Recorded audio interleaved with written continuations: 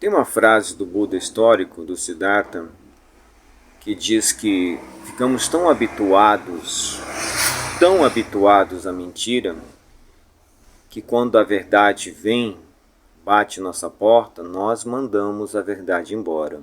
Isto é extremamente verdadeiro. Passamos décadas, séculos sendo alimentados por mentiras.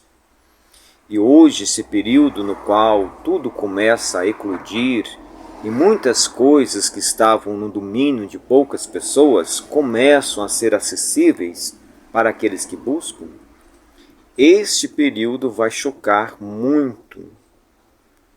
Vai chocar principalmente as pessoas que têm uma crença radical, que têm conceitos muito rígidos, que acreditam em dogmas inquestionáveis. E a verdade sobre o personagem Jesus também vai começando aos poucos a aparecer. Naturalmente que aparecem as versões, cada um acredita na versão que acha mais atraente, mais possível talvez para si. O certo é que a história de Jesus que chegou até nós não refere-se a um ser que nasceu entre nós para nos mostrar o caminho. Diante disso, é necessário buscar a verdadeira história de Jesus. Buscar entender o que as diversas abordagens do judaísmo compreendem acerca de Jesus. O que dizem os judeus nazarenos, o que dizem os judeus ortodoxos e também o que pensam as outras formas de espiritualidade acerca de Jesus. Se houver um interesse daqueles que acreditam em Jesus em buscar a verdade, essas pessoas vão aceitar com mais facilidade as coisas que surgiram e que ainda vão surgir a respeito de Jesus. O certo é que a história de Jesus, que chegou até nós, é a história do Deus solar. Mas não é preciso se assustar com isso tudo. Não é necessário ficar com temor. Basta nós conhecermos as mitologias mais antigas, conhecer o hinduísmo, conhecer o mitrismo, o zoroastrismo, conhecer a história do Deus solar, conhecer a história do solstício de inverno, conhecer o significado da data 25 de dezembro, saber o que a igreja fez, conhecer a história da igreja, saber como ela criou a Bíblia, para qual finalidade, o que a igreja fez ao longo da história, ou seja, conhecer os frutos da igreja, o propósito verdadeiro pelo qual ela passou a existir. Conhecer a história dos imperadores romanos, principalmente aqueles que usaram as crenças como meio de obter poder e domínio. Existe uma verdade dos fatos acerca de Jesus. E entre tantas possibilidades, cabe a nós estudarmos para conhecer aquilo que vai nos libertar das crenças falsas que alimentamos durante muito tempo. Este período é o período das revelações, das grandes transformações. E há um número imenso de mistificadores, pseudos médios e tantas outras coisas mais, falsos profetas de todas as ordens entre nós. Ou seja, se já não era fácil conseguir clarear as coisas, hoje em dia, com tanta facilidade, há um conhecimento falso, requer ainda muito mais atenção, perseverança em um estudo sério. E ninguém vai aprender alguma coisa relevante vendo horas de live de falsos médiuns que contradizem as próprias leis supremas. Mas neste mundo onde nós precisamos lidar com a realidade, ficar vendo coisas inúteis que não agregam, que não acrescentam, que não trazem transformação, que mantêm uma espiritualidade falsa e superficial, é mais agradável. É uma forma de me justificar dizendo que eu estive ocupado fazendo alguma coisa relevante, aprendendo, etc. e tal. Eu preciso continuar alimentando as minhas ilusões. Porém, o período de eu conseguir me iludir também está chegando ao fim. Portanto, ou nós dissipamos as nossas ignorâncias, ou iremos sofrer devido à nossa negligência em relação à verdade.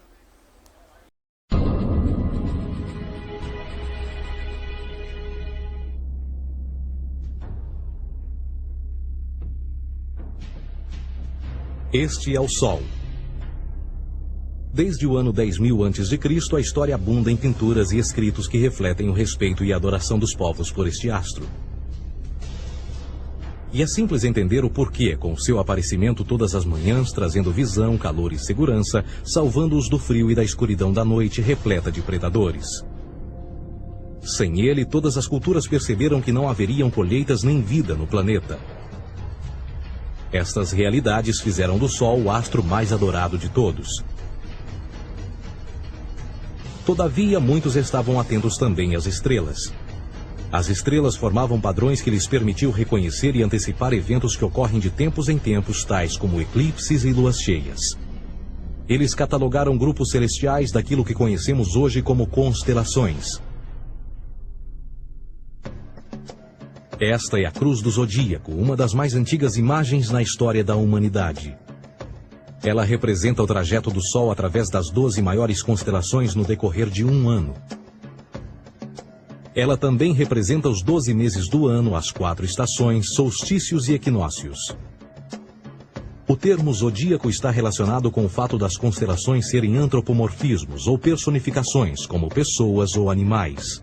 Por outras palavras, as primeiras civilizações não só seguiam o Sol e as estrelas, como também as personificavam através de mitos que envolviam seus movimentos e relações. O Sol, com seu poder de dar vida e de salvar, também foram personificados como se representasse um Criador ou um Deus. Deus Sol, a luz do mundo, o Salvador da humanidade. Igualmente, as 12 constelações representaram lugares de viagem para o Deus Sol e foram nomeados por elementos da natureza que aconteciam nesses períodos de tempo. Por exemplo, Aquários, o portador da água que traz as chuvas da primavera.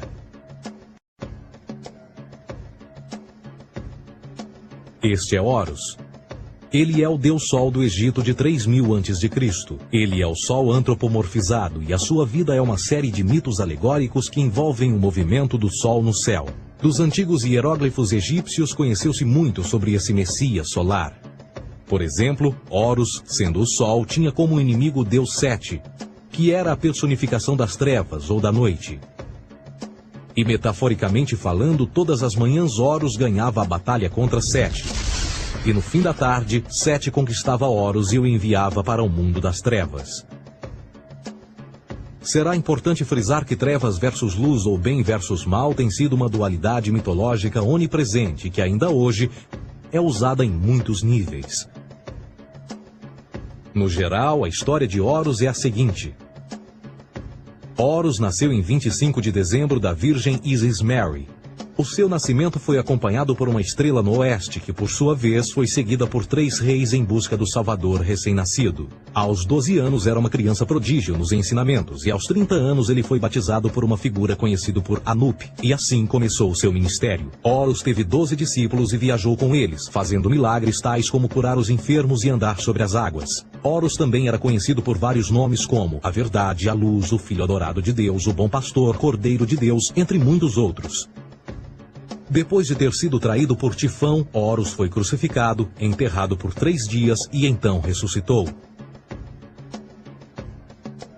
Estes atributos de Horus, originais ou não, parecem influenciar várias culturas mundiais e muitos outros deuses encontrados com a mesma estrutura mitológica. Atis da Firígia nasceu da Virgem Nana em 25 de dezembro. Crucificado, foi posto na tumba e 3 dias depois ressuscitou. Krishna, da Índia, nasceu da Virgem Davaki com uma estrela no ocidente assinalando sua chegada, fez milagres juntamente com seus discípulos e após sua morte ressuscita. Dionísio da Grécia nasceu de uma virgem em 25 de dezembro. Foi um professor peregrino que praticou milagres como transformar água em vinho e é referenciado como Rei dos Reis, Filho unigênito de Deus, o início e o fim, entre muitas outras coisas, e após sua morte ressuscitou. Mitra da Pérsia nasceu de uma virgem em 25 de dezembro. Ele teve 12 discípulos e fazia milagres. E após sua morte foi enterrado por 3 dias e então ressuscitou. Ele também foi chamado de a Verdade, a Luz, entre outros. Curiosamente, o dia sagrado de adoração a Mitra era um domingo. O que importa salientar é que existiram inúmeros salvadores em diferentes períodos em diversos lugares da Terra que preenchem essas mesmas características. A pergunta que não quer calar: o porquê desses atributos? Por que o nascimento de uma virgem em 25 de dezembro? Por que a morte e a ressurreição após 3 dias? Por que os 12 discípulos ou seguidores? Para descobrirmos, vamos examinar o mais recente dos Messias solares. Jesus Cristo nasceu em 25 de dezembro em Belém. Ao nascer foi anunciado por uma estrela no ocidente que seria seguida por 3 reis magos para encontrar e adorar um novo Salvador. Tornou-se pregador aos 12 anos. Aos 30 anos foi batizado por João Batista e então iniciou seu ministério. Jesus teve 12 discípulos que viajaram com ele praticando milagres como curar doentes, andar sobre a água, ressuscitar mortos. Ele também é conhecido como Rei dos Reis, o Filho de Deus, a Luz do Mundo, o Início e o Fim, o Cordeiro de Deus, entre muitos outros. Depois de ter sido traído por seu discípulo Judas por 30 moedas de prata, ele foi crucificado, posto em uma tumba e após 3 dias ele ressuscitou e ascendeu aos céus. Em primeiro lugar, a sequência do nascimento é completamente astrológica. A estrela no ocidente é Sírius, a mais brilhante do céu noturno, que a cada 24 de dezembro se alinha com outras 3 estrelas brilhantes no cinturão de Órion. Essas 3 estrelas brilhantes são chamadas hoje, como eram na antiguidade, 3 reis, 3 Marias no Brasil e Portugal. Os 3 reis e a estrela mais brilhante, Sírius, todas apontam para o nascer do Sol em 25 de dezembro. Esta é a razão pela qual os 3 reis seguem a estrela a oeste em uma ordem que apontam ao amanhecer. O nascimento do Sol.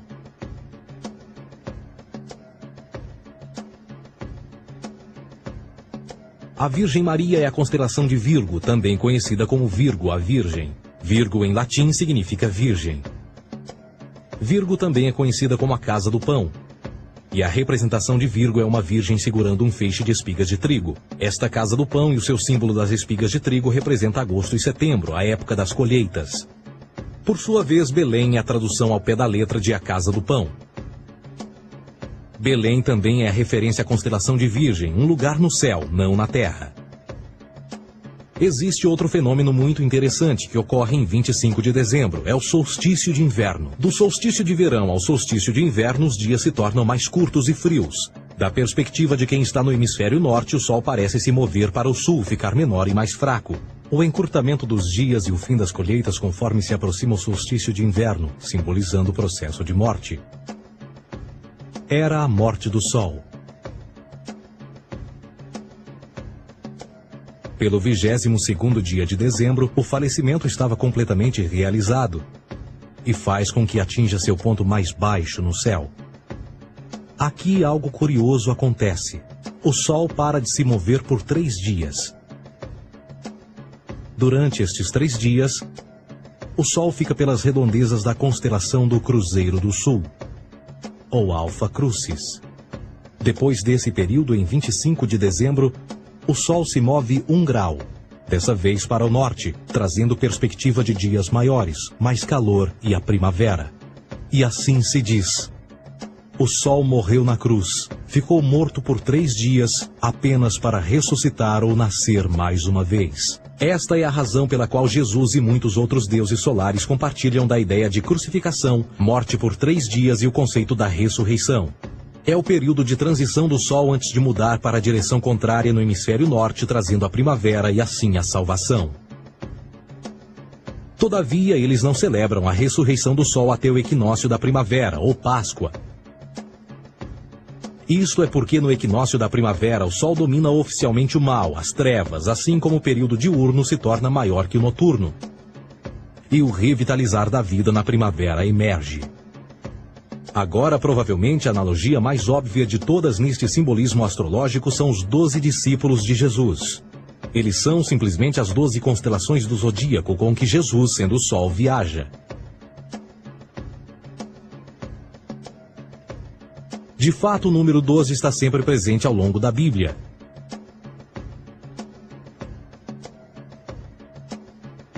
Voltando à cruz do zodíaco, o elemento figurativo da vida é o Sol.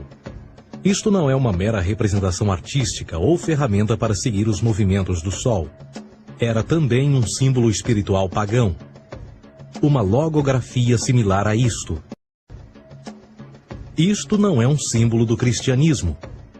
É uma adaptação pagã da cruz do zodíaco.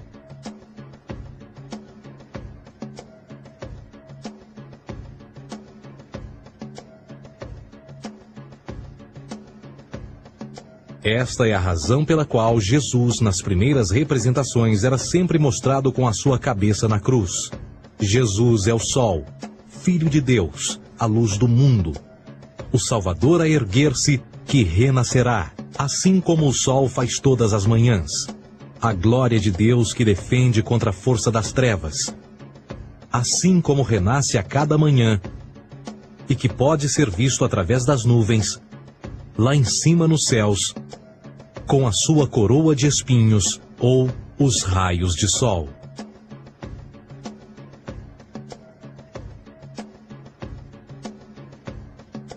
Agora, nas muitas referências astrológicas ou astronômicas na Bíblia, uma das mais importantes tem a ver com o conceito de eras. Através das Escrituras há inúmeras referências a essa era. Para compreender isto, precisamos primeiro estar familiarizados com o fenômeno da precessão dos equinócios. Os antigos egípcios, assim como outras culturas antes deles, reconheceram que aproximadamente de 2150 em 2150 anos, o nascer do Sol durante o equinócio de primavera ocorria num diferente signo do zodíaco. Isto tem a ver com a lenta oscilação angular que a Terra tem quando roda sobre o seu eixo. É chamado de precessão porque as constelações vão para trás, em vez de permanecerem no seu ciclo anual normal. O tempo que demora cada precessão através dos 12 signos é de 25.765 anos. Este ciclo completo é chamado também de Grande Ano, e algumas civilizações ancestrais sabiam disso. Referiam-se a cada ciclo 2150 anos como Era. De 4.300 a.C. a 2150 a.C. foi a Era de Touro. De 2150 a.C. a 1 d.C. foi a Era de Áries. E de 1 d.C. a 2150 d.C. é a Era de Peixes, a era que permanecemos nos dias de hoje. E por volta de 2150 entraremos na nova era, a Era de Aquários. Agora, a Bíblia refere-se por alto ao movimento simbólico durante 3 eras, quando se vislumbra já é uma quarta. No Velho Testamento, quando Moisés desce o Monte Sinai com os 10 mandamentos, ele está perturbado ao ver sua gente adorar um bezerro dourado. De fato, ele até partiu as pedras dos 10 mandamentos e disse a todos para se matarem uns aos outros para purgarem o mal. A maior parte dos estudiosos da Bíblia atribuem esta ira de Moisés ao fato de os israelitas estarem adorando a um falso ídolo, ou algo semelhante. A realidade é que o bezerro dourado é o Taurus, touro. E Moisés representa a nova era de Áries. Esta é a razão pela qual os judeus ainda hoje assopram com o chifre do carneiro. Moisés representa a nova era de Áries. E perante esta, todos têm de largar a velha. Outras divindades, tais como Mitra, marcam essa transição também. Um deus pré-cristão que mata o touro, na mesma linha simbólica. Agora Jesus é a figura portadora da era seguinte à de Áries, a era de Peixes. O simbolismo de peixes é abundante no Novo Testamento, assim como Jesus alimenta 5.000 pessoas com pão e 2 peixes. No início do seu ministério, enquanto caminhava ao longo da Galileia, conhece 2 pescadores que o seguem. Agora reflita se voltar a ver um adesivo em formato de peixe escrito Jesus na traseira dos carros. Poucos sabem o que aquilo no fundo representa. É um simbolismo astrológico pagão para o reinado do Sol durante a Era de Peixes. Jesus assumiu também que a data do seu nascimento é também a data do início desta era. Em Lucas 22:10, quando Jesus é questionado se a próxima passagem será depois de ele ir embora, Jesus responde: Eis que quando entrardes na cidade, encontrareis um homem levando um cântaro de água. Segui-o até a casa em que ele entrar. Esta escritura é de longe a mais reveladora de todas as referências astrológicas. O homem que leva um cântaro de água é Aquários, o portador de água, que é sempre representado com um homem despejando uma porção de água. Ele representa a era depois de Peixes, e quando o Sol, Filho de Deus, sair da era de Peixes, Jesus, entrará na casa de Aquários, e Aquário é antes de Peixes na precessão dos equinócios. Tudo o que Jesus diz é que depois da era de Peixes chegará a era de Aquário.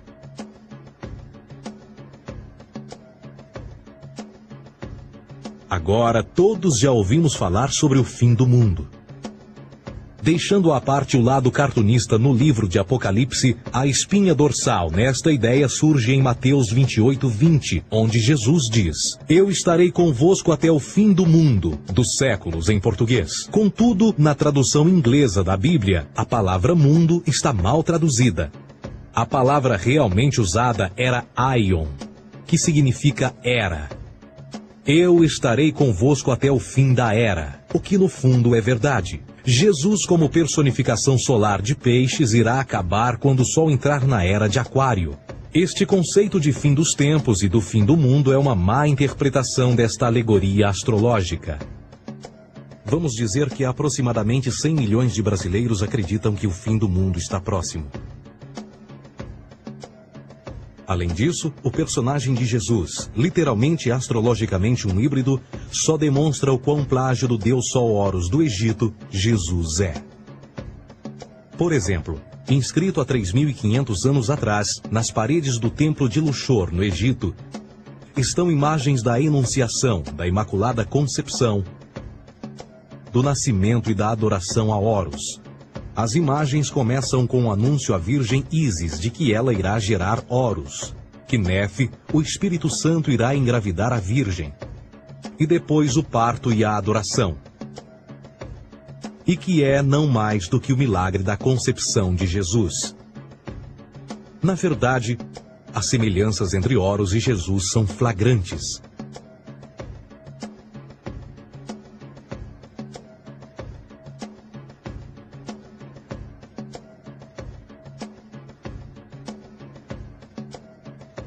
E o plágio continua.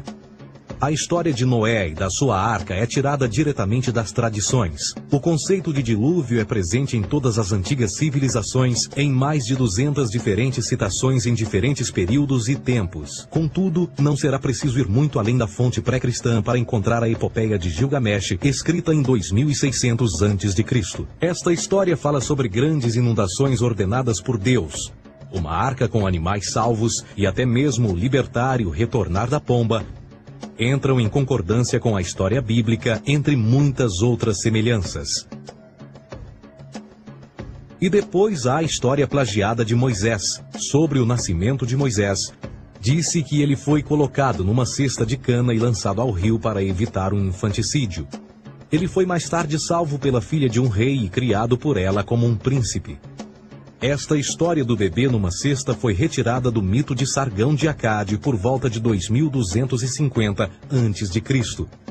Depois de nascer, Sargão foi posto numa cesta de rede para evitar um infanticídio e lançado ao rio.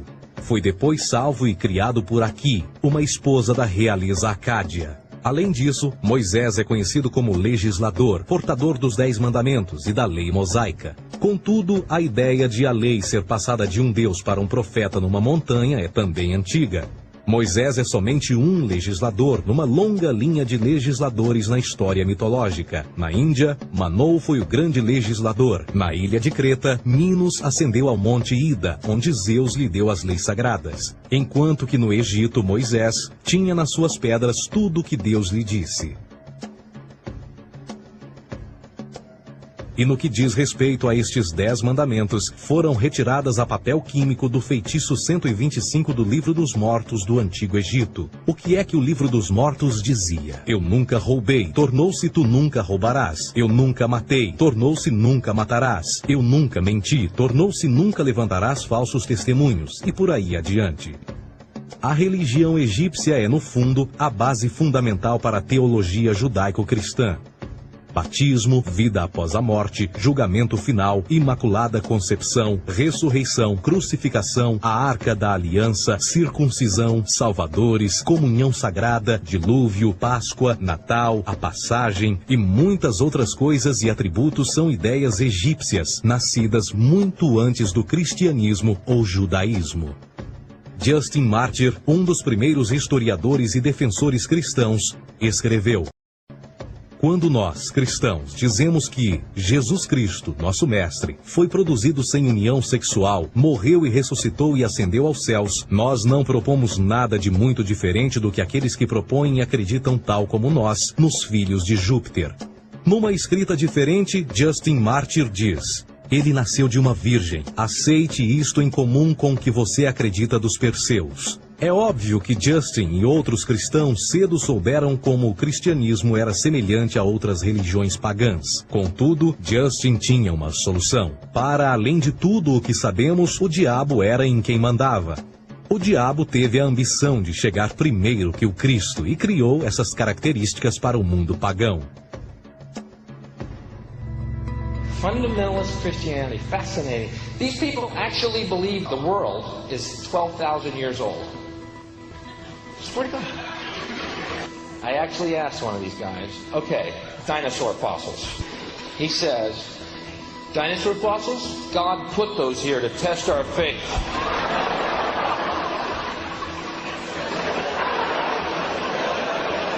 I think God put you here to test my faith, dude. A Bíblia não é nada mais do que um híbrido literário astroteológico, tal como todos os mitos religiosos que os antecederam. De fato, o aspecto da transferência de atributos e umas personagens para as outras é facilmente reconhecida no próprio livro em si. No Antigo Testamento há a história de José.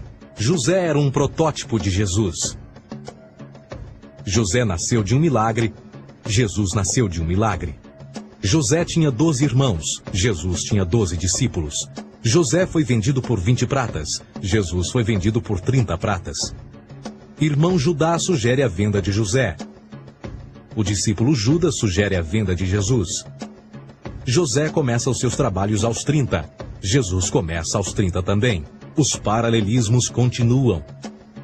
Além disso, haverá algum registro não bíblico da existência de mais alguém chamado Jesus, filho de Maria, que viajou com 12 seguidores e curou pessoas? Existiram muitos historiadores que viveram no Mediterrâneo durante esse mesmo período e até mesmo após a presumível morte de Jesus. Quantos desses historiadores fizeram relatos sobre a sua figura? Nenhum. Porém, para sermos justos, não significa que os defensores da existência de Jesus nunca tenham reclamado o contrário. São particularmente 4 referidos como pioneiros sobre a teoria da existência de Jesus: Plínio o Jovem, Suetônio e Tácito. Cada uma das suas máximas consiste apenas em algumas frases em que, na melhor das hipóteses, se refere a Christus ou Cristo, e que na realidade não é um nome, mas sim uma titulação. A 4ª fonte é Joséfo, cujos documentos ficou provado terem sido falsificados séculos atrás e, para infortúnio da humanidade, por muitos ainda visto como verdadeiros.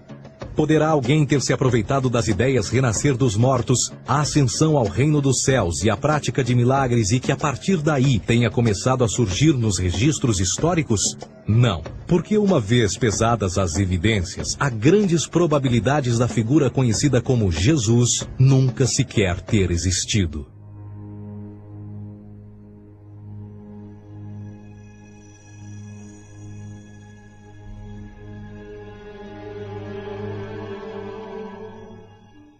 We don't want to be unkind, but we want to be factual. We don't want to cause hurt feelings, but we want to be academically correct in what we understand and know to be true. Christianity just is not based on truth. we find that Christianity was in fact nothing more than a Roman story, developed politically. A realidade consiste em que Jesus foi a divindade solar do setor gnosticista cristão e, tal como outros deuses pagãos, era uma figura mítica. Foi sempre o poder político que procurou monopolizar a figura de Jesus para controle social. Por volta de 325 d.C., em Roma, o imperador Constantino reuniu o Concílio Ecumênico de Nicéia e foi durante esta reunião que as doutrinas políticas com motivação cristã foram estabelecidas e assim começou uma longa história de derramamento de sangue e fraude espiritual. E nos 1600 anos que se seguiram, o Vaticano dominou politicamente e com mão de ferro toda a Europa, conduzindo-a a um período de obscurantismo, onde o conhecimento era apenas um privilégio da Igreja, as Cruzadas e a Santa Inquisição. O cristianismo, bem como todas as crenças teístas, são a fraude desta era. Serviu para afastar os seres humanos do seu meio natural e da mesma maneira uns dos outros. Sustenta a submissão cega do ser humano à autoridade. Reduz a responsabilidade humana sob a premissa de que Deus controla tudo e que, por sua vez, os crimes mais terríveis podem ser justificados em nome da perseguição divina. E o mais importante, dá o poder àqueles que sabem a verdade e usam o mito para manipular e controlar sociedades. O mito religioso é o mais poderoso dispositivo já criado e serve como base psicológica para que outros mitos floresçam ou justifiquem.